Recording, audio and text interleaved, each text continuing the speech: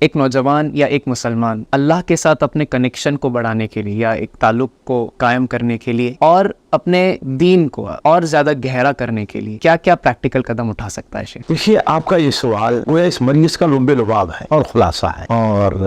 یہ سوال آپ کی ذہانت کی بھی داد دیتا ہے۔ آپ سمجھے آپ نے جو سوال کیا ہے، دیکھیے اللہ تبارک و تعالی نے ایک انسان کو عمل کے لیے پیدا کیا، تو اسے اپنی عملی زندگی میں جو اس کا ایمان ہے، جو اس کا یقین ہے، اسے اپنی عملی زندگی میں لانے کی ضرورت ہے۔ وہ اللہ تعالیٰ کی عبادت میں خصوصی توجہ دے، قرآن مجید کی تلاوت کا خصوصی اہتمام کرے، اس لیے کہ قرآن مجید اللہ تعالیٰ کی کتاب، دنیا میں یہی ایک کتاب ہے، یہی ایک چیز ہے جو غیر مخلوق ہے، باقی ساری چیزیں دنیا میں کیا ہے، وہ مخلوق ہے۔ تو جو اللہ تعالیٰ کی کتاب ہے، تو بندہ اس کتاب کا اہتمام کر کے جتنا اللہ تعالیٰ کا قرب حاصل کر سکتا ہے، کسی اور چیز کے اہتمام سے حاصل نہیں کر سکتا۔ تو کہنے کا مطلب یہ ہے، میں یہ کہہ رہا تھا کہ بندہ عملی زندگی میں آنے کی کوشش کرے اور عبادات، خصوصاً نفلی عبادات کا بڑا اہتمام کرے۔ اس سلسلے میں صحیح بخاری کی وہ حدیث وہ ضروری ہے کہ اس میں آپ صلی اللہ علیہ وسلم نے ارشاد فرمایا، سب سے زیادہ بندہ اللہ تعالیٰ کے قریب کب ہوتا ہے؟ جبکہ وہ اللہ تعالیٰ کے فرائض پر عمل کرے تو۔ لیکن اس کے ساتھ ساتھ بندہ اللہ تعالیٰ کا قرب نفلی عبادات کے ذریعے حاصل کرتا رہتا ہے یہاں تک کہ اللہ تعالیٰ اسے محبت کرنے لگتا ہے، اور جب اللہ تعالیٰ محبت کرنے لگتا ہے تو اللہ تعالیٰ اس کا ہاتھ بن جاتا ہے جس سے وہ پکڑتا ہے، اس کی آنکھ بن جاتا ہے جس سے وہ دیکھتا ہے آخر حدیث تک۔ تو گویا اللہ تبارک و تعالیٰ سے تعلق کو مضبوط کرنے میں نفلی عبادات کا بہت بڑا دخل ہے، اور آج ہم وہی چیز چھوڑ رہے ہیں، اور آج وہی چیز پڑھے لکھے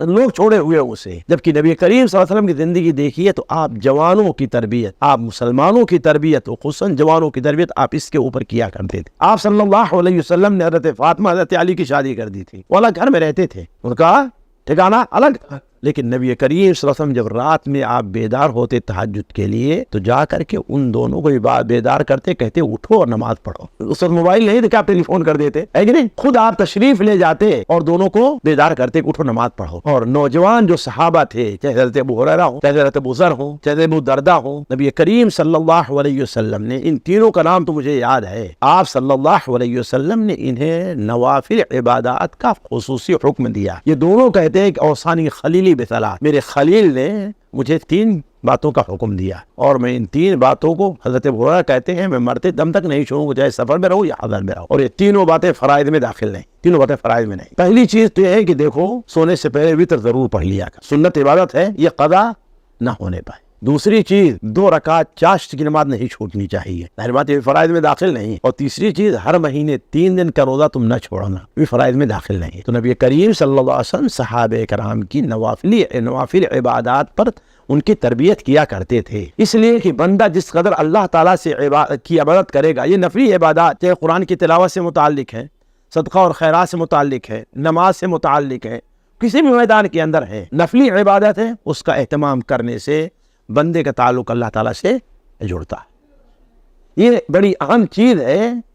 کہ جس کے ذریعے سے بندہ اللہ تعالیٰ سے اپنے تعلق کو مضبوط کر سکتا ہے۔